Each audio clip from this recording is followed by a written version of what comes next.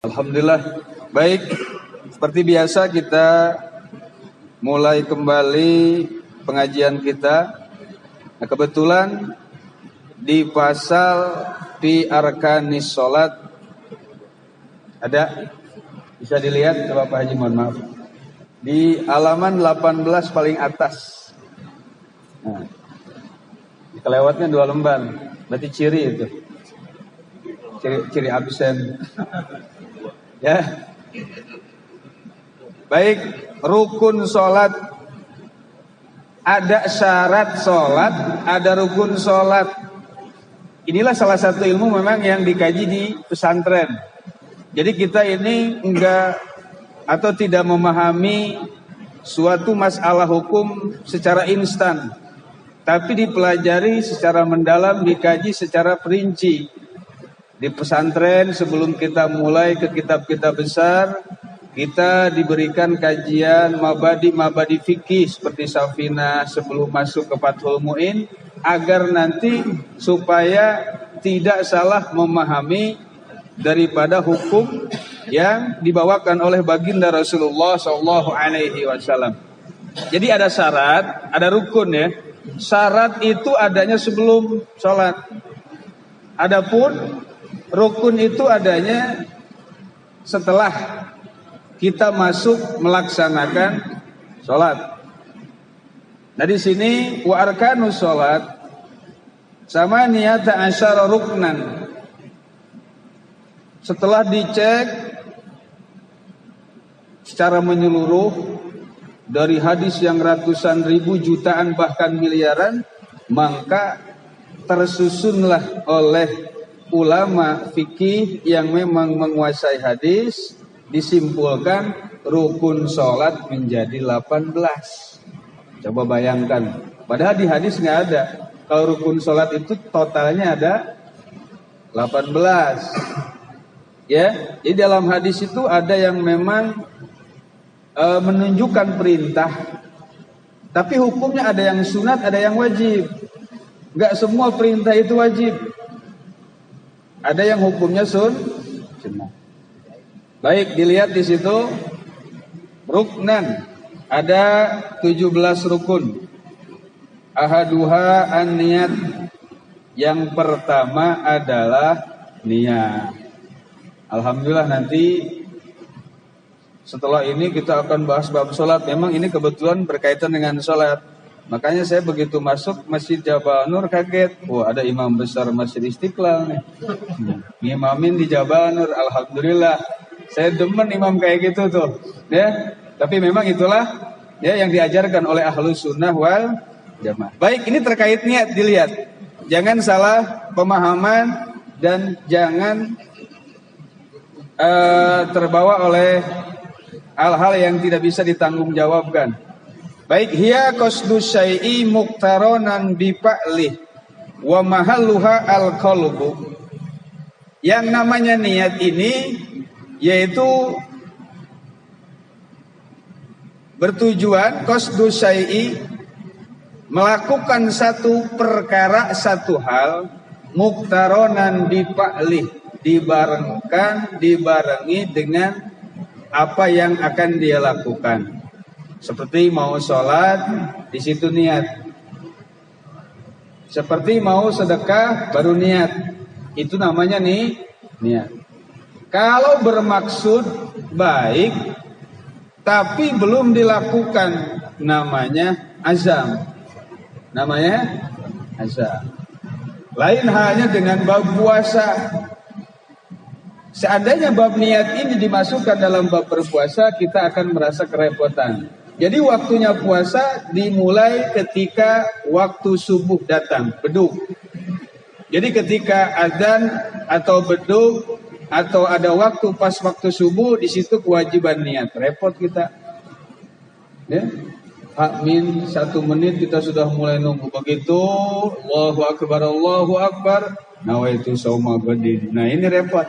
Makanya di situ dikatakan niat di mana azam. Awas. Fa in kanat sholat fardhon wajib niyatul fardiyah. Kalau niat sholatnya sholat fardu, maka wajib ditambahkan lafadz fardon. Lafadz wa mahalluha al-qalbu, tempatnya niat adalah hati. Awas, awas, garis bawahi, bila perlu stabilo hijau. Tempatnya niat adalah hati. Kewajiban niat adanya di hati. Maka di sini madhab Syafi'i yang dianut oleh kita, para ulama memberikan penjabaran baik, betul sekali. Malah Imam Nawawi membantah dalam kitab Raudhatul Thalibin ketika talaffuz biniat dihukumi dengan wajib, itu keliru. Talaffuz biniat, mengucapkan niat, mengeraskan niat, itu hukumnya sunnah.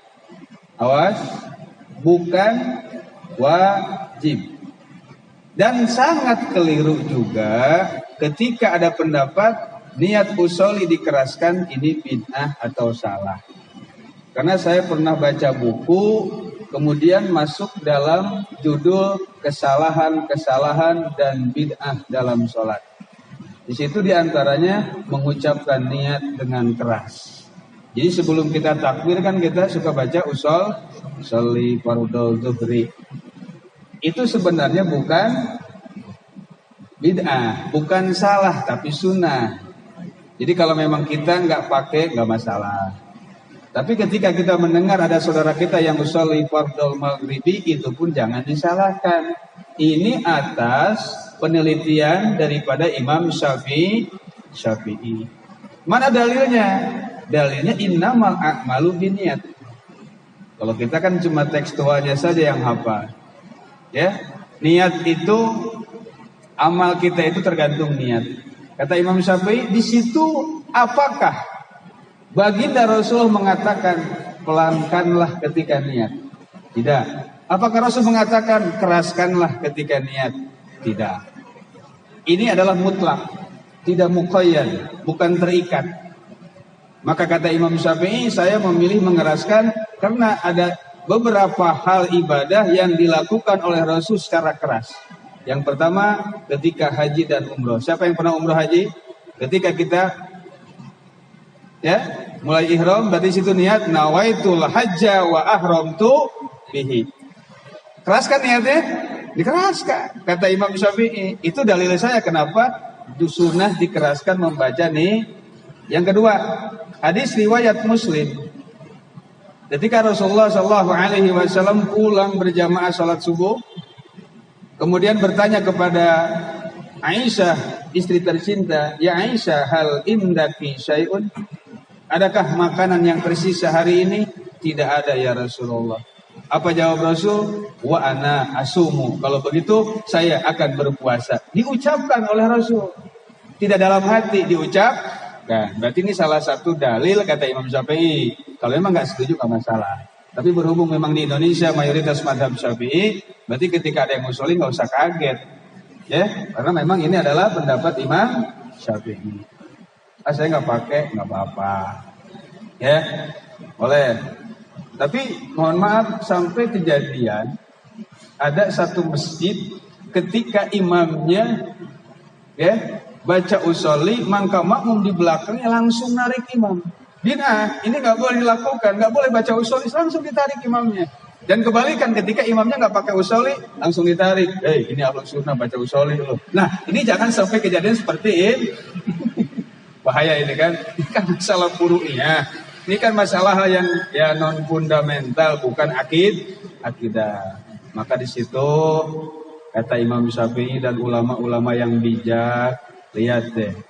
Ketika nanti di bab kunut Imam Syafi'i yang selalu mengamalkan kunut setiap ba'da subuh, rakaat kedua i'tidal, rakaat kedua ketika beliau berkunjung ziarah kepada Imam Abu Hanifah, yang mana Abu Hanifah tidak pernah melakukan kunut subuh, maka di situ beliau pun tidak mengamalkan kunut karena berada di samping kuburannya Imam Abu Hanifah yang dulu masa hidupnya tidak mengamalkan kunut. Luar biasa. Jadi di mana bumi dipijak, di situ langit dijunjung. Kalau memang biasa kunut ya kunut. Kalau memang enggak ya enggak. Begitu. Agar apa? Tercipta keharmonisan antar umat Islam. Jangan sampai adanya ujar kebencian dan lain-lain. Ya. Jadi ketika saya baca buku itu saya ngeri karena masuk dalam bab kesalahan-kesalahan dalam sholat. Konsekuensinya salah berarti nggak benar sholatnya, berarti nggak diterima. Jadi otomatis kalau yang baca usul itu nggak sah sholatnya, nggak bisa. Jadi kita tetap jangan menyalahkan, tapi sebatas memberikan pencerahan bahwa memang niat ini wajibnya di hati. Tapi ketika usolli fardhu dhuhri, kadang-kadang kita mau sedekah juga ngomong, niatlah sedekah buat tolak bala, mudah-mudahan dihasilkan maksud. Kadang ngomong sendiri, ya kan? Jarang yang ngomong di hati, jarang. Rata-rata ngomong. Mudah-mudahan ya kita silaturahmi Allah. Besok silaturahim yuk. Mudah-mudahan kita dipanjangkan umur, itu ngomong. Memang banyak hal-hal yang tidak terasa oleh kita, yang memang seharusnya niat ini nggak boleh diomongkan, harusnya dalam hati. Nah, ijab kabul dalam hati enggak? Disebutin ya? Itu kejadiannya waktu nikah yang keberapa kali, Bayu? Sama aja ya kan? Sama yang pertama sama. Nikah pertama, nikah kedua, ketiga, dan keempat itu sama hanya dengan ya. Baik, nggak masalah. Jadi saya bawa arahkan juga untuk meredam ya. Jadi intinya kalau memang kita biasa usolli ya tetap laksanakan. Sholli fardhu dhuhri, sholli fardhu maghribi, sholli fardhu isya'i ya 4 rakaatin. Kalau kita jadi makmum berarti makmuman atau jamaatan atau muqtadiyan. Tapi yang berlaku di kita makmum ketika kita mendengar sholli fardhu isya'i 4 rakaatin muqtadiyan. Kok muqtadiyan sama saja maknanya. Kita biasa makmumah, sholli fardhu isya'i 4 rakaatin jama'atan lillahi, sah saja. Ini pun sama. Ya. Jadi tidak ada yang keliru, semua benar. Dan ini memang termasuk sunat hayat. Nanti ada sunat ab'ad, ada rukun sholat, ada makruh sholat, ada pembatalan sholat. Dan memang ini harus dikuasai. Nah, ini hati-hati sholat. Nanti sesudah niat dilanjutkan dengan takbiratul ihram. Takbiratul ihram pun ulama berbeda pendapat ketika menjelaskan mentafsirkan hadis baginda Rasulullah SAW. Ada yang sunnah mengangkatkan tangan, ada yang tidak mengangkatkan tangan. Salah satu yang tidak mengangkatkan tangan pendapat Syiah Zaidiyah. Jadi ketika kita sholat, samping kita ada yang sholat juga, sholli fardhu maghrib. Jadi begini beliau, Allahu Akbar, nggak ngangkat tangan. Ada yang ngangkat tangan, cuma nggak takbir. Ada itu. Ada? Siapa? Saya barusan praktekin. Tapi selain itu memang ada, tapi memang langkat. Semua itu sah.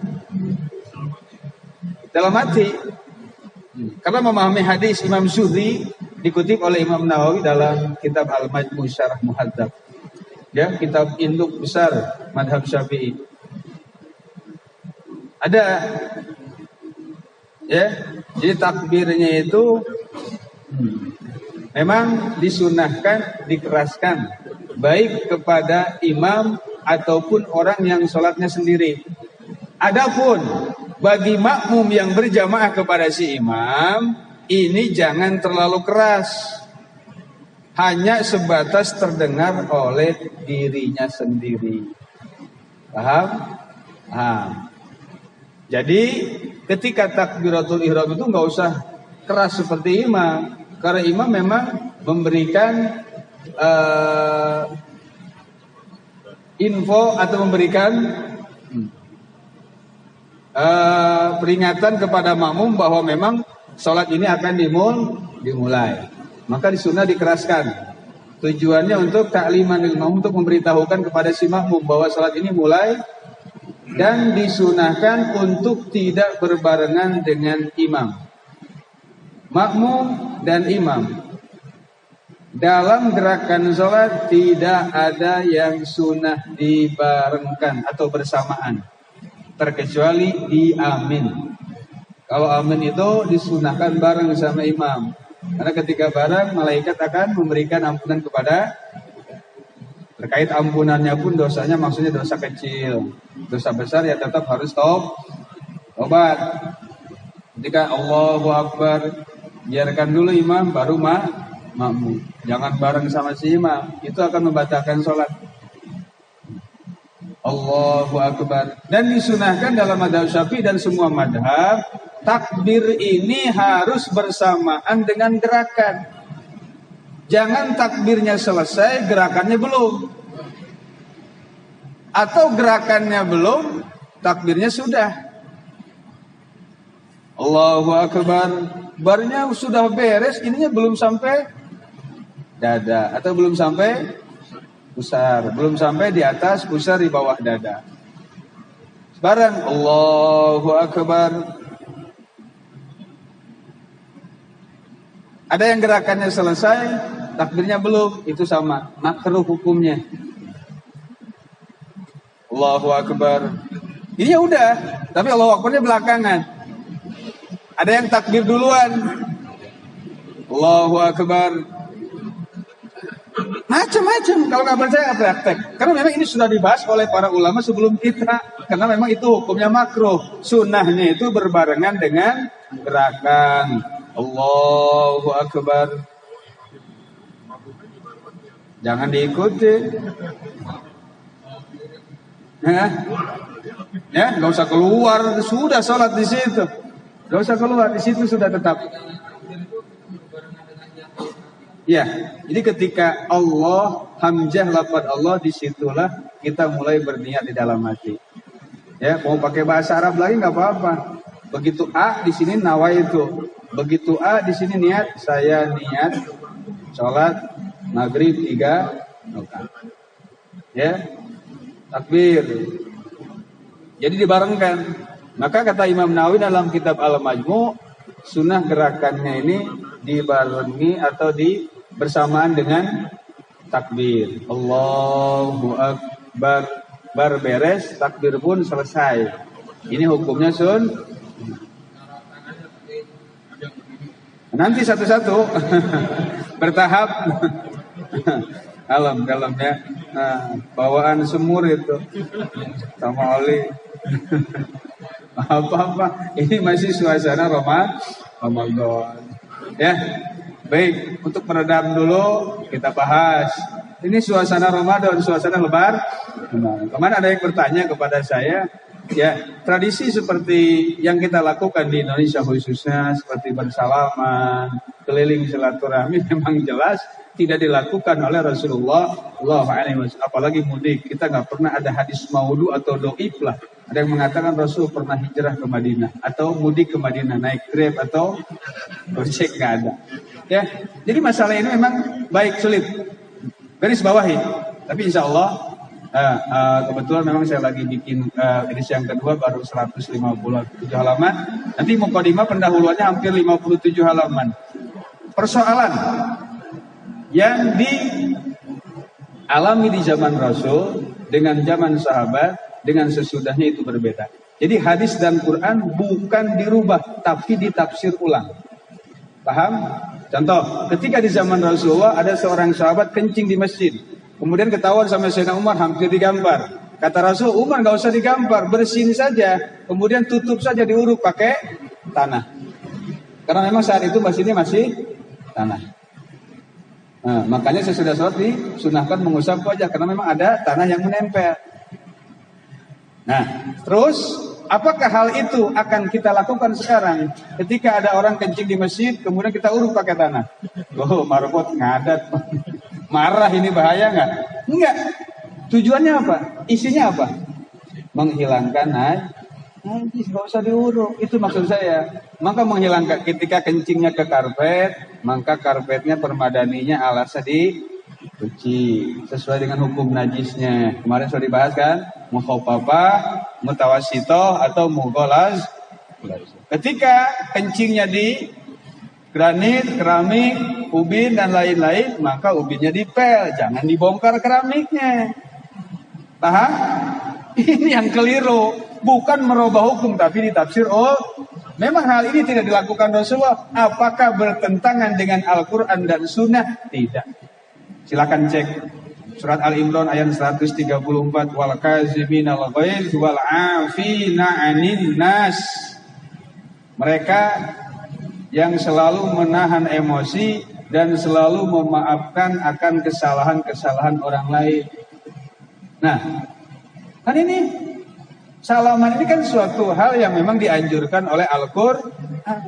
Masa kita kalah sama ATM? ATM aja minta maaf. Mohon maaf saldo Anda nggak cukup. Gitu kan? Yang dilakukan ketika di bulan Syawal. Kenapa manusia tidak mau melakukan? Paham yang saya maksud, paham? Tegang banget dari tadi, santai aja, santai. Bawa santai. Paham kok nih?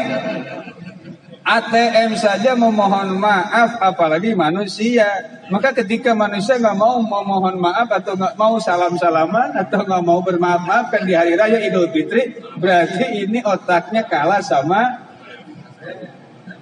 ATM mesin. Punya otak dia kan. Baik. Intinya memang Al-Quran tadi, salam silaturahim kan memang dianjurkan oleh baginda Rasulullah SAW, bersilaturahim, ya, kemudian bersalaman sesuai dengan muhrimnya. Kalau bukan muhrimnya jangan salaman, ya. Man sopah mura'atan, ya. Barang siapa yang bersalaman dengan perempuan yang bukan muhrimnya, bukan mahramnya, maka wayaduhu maghlulah yaumal qiyamah. Nanti tangannya akan dibelenggu di yaumal qiyamah dengan rantai-rantai dari api. Gitu. Yang sudah saja, ya. Yang lalu biarlah berlalu. Masa depan adalah harapan. Ini sama dengan filosofinya kaca mobil. Kaca mobil depan kan gede, yang sampingnya belakangnya kecil. Itu artinya apa, Pak nih? Masa depan lebih lebar, lebih luas daripada yang belakang kecil. Udah yang lama nggak usah diinget-inget, move on. Itu filosofinya kaca mobil begitu kan? Paham? Depan tuh lebar, masih panjang, kelihatannya gede. Tapi yang samping belakang. Lihat yang depan kita, istri yang asli yang pertama, jangan yang samping-samping. Sil itu. Ya, baik. Sampai di mana tadi? Wal'afina 'anil nas, dan mereka yang selalu memaafkan dosa-dosa orang lain. Jadi alhamdulillah di kita memang lama ini prosesnya. Lama. Makanya tradisi ini, adat ini ketika dilanggar al-adat muhakkamat kata Imam Syafi'i. Ketika Imam Syafi'i kan sudah kemarin dibahas di bab haid. Imam Syafi'i ketika menerapkan satu hukum, ada kalanya ini dibenturkan dengan tradisi dulu. Ketika memang tradisi sudah berjalan, dilihat, diintip, tapi bukan jadi landasan hukum, tapi pelengkap hukum.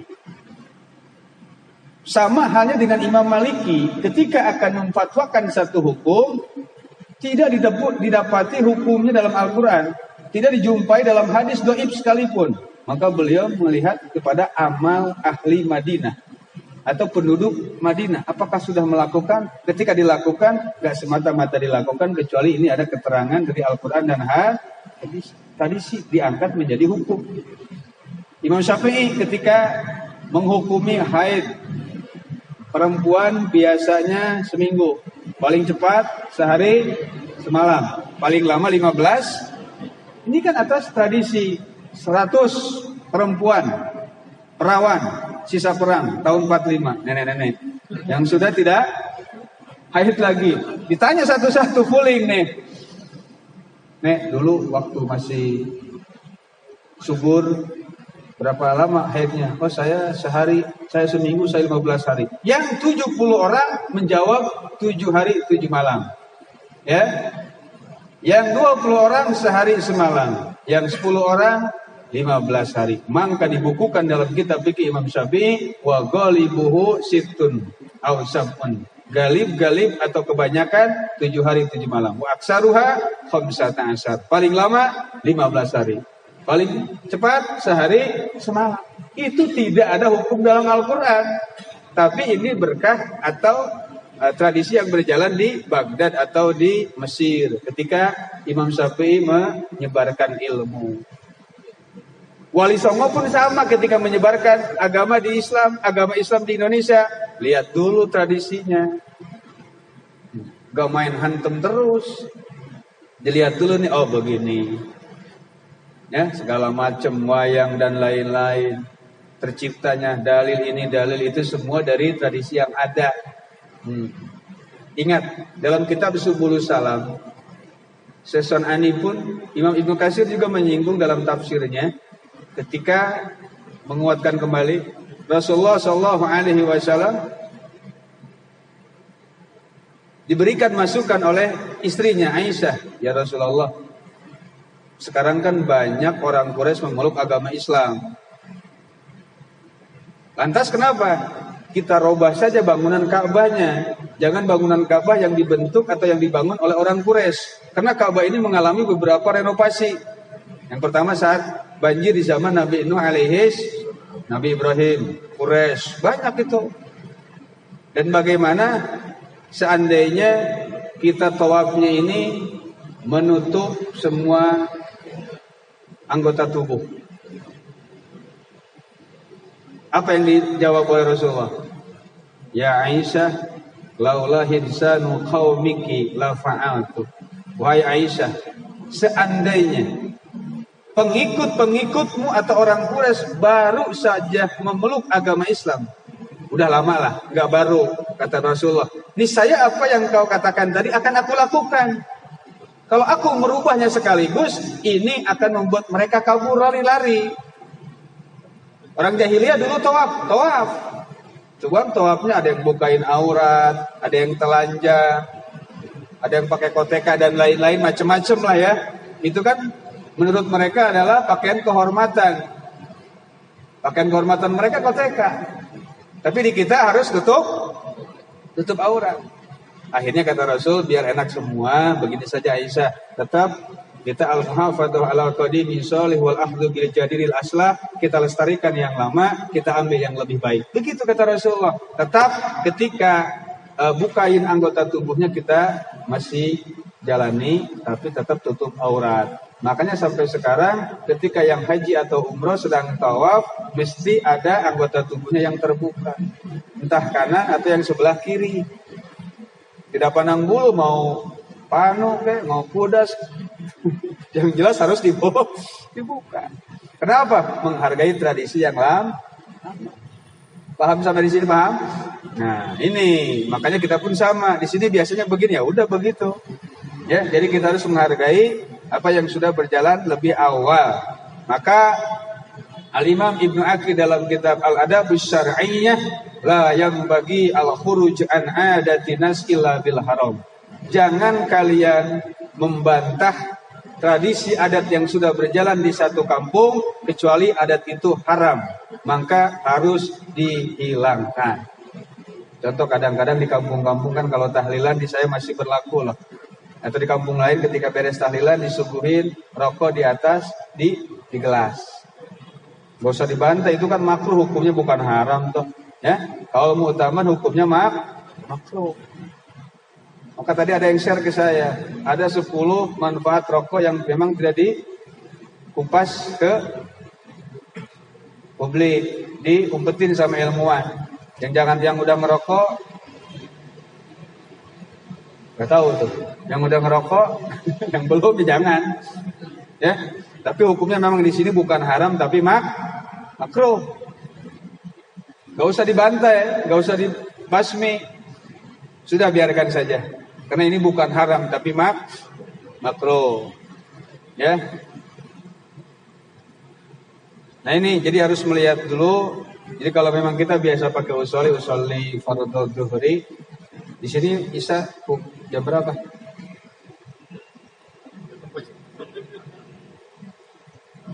Isya biasa jam berapa? Pas? Sedikit ya.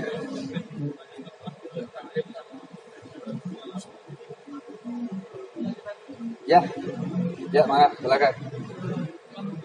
Oh, 3 menit. Baik. Sampai di mana tadi? Niat, kemudian mengangkat tangan. Dan mengangkat tangan ini satu-satu kita kupas. Ya, ini sedikit gambaran saja, tapi insya Allah nanti dikupas sudah saya bahas juga sampai salam nanti. Sudah saya jelaskan dalil hadis Quran dan fatwa ulama-ulama, dalil-dalil yang sahih. Ya, mengangkat tangan ini kemarin sudah saya bahas juga, tapi sekedar mengingatkan ada 2 riwayat. Ya, Imam Muslim mengatakan sampai di telinga, Imam Bukhari sampai di bahu. Nah, kedua riwayat ini kemudian diambil oleh Imam Syafi'i liyasroba ka'sain, yang akhirnya kata Imam Syafi'i ketika mengawali dengan takbir maka angkatlah tangan sampai di telinga. Di telinga di sini berarti pemahamannya jempolnya itu ada di daun telinga bawah. Jemari atas ujungnya ada di ujung telinga.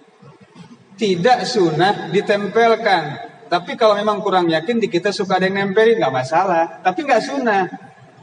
Allahu Akbar, ditempelin biar yakin bahwa ini sampai di telinga. Ya. Nah, sesudah itu selain takbiratul ihram kata Imam Syafi'i, takbir intiqal namanya, berpindah gerakan Allahu Akbar, sami Allahu liman hamidah, itu sampai bahu. Nah, hadis kemudian yang 2 diambil keduanya oleh Imam Syafi'i. Alangkah bijaknya Imam Syafi'i. Enggak, yang ini salah, yang ini benar. Enggak. Ambil di semuanya. Makanya kita Allahu Akbar, tapi ketika bangkit kita sampai sini saja. Dan saya belum mendapatkan, bukan menyalahkan, belum mendapatkan keterangan yang ketika takbiratul ihramnya sampai di dada.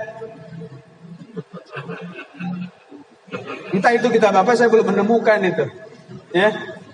Yang jelas, yang udah jelas sajalah. Ya. Di telinga sampai di bahu. Allahu Akbar. Tuh. Di daun telinga atau di bahu. Dan posisinya itu yang pertama disunahkan kedua telapak tangan dalamnya ini menghadap kiblat. Jangan begini, jangan. Menghadap kiblat.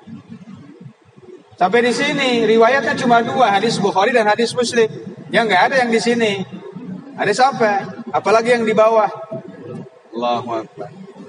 Dan tidak seperti mengangkat tangan ketika berdoa. Itu salah, keliru. Ada yang takbir begitu. Allahu Akbar. Pernah lihat nggak? Barusan saya ya. Ada yang muter kayak helikopter. Ya Allah. Itu biasanya orang yang was-was, yang ingin mendapatkan berbarengan bersamaan antara takbir dan niat. Ya?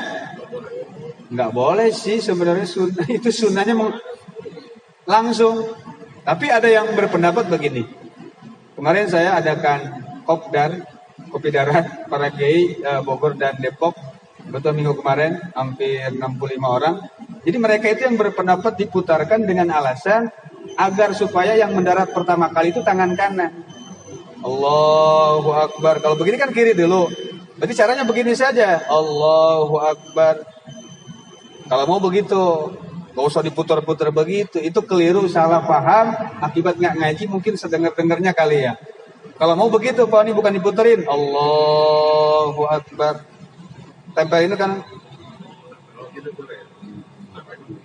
bukan begini muter begini, bukan. Kalau begini dulu boleh. Tuh. Ya, cuma satu gerakan saja. Tidak melebihi 3 gerakan berturut.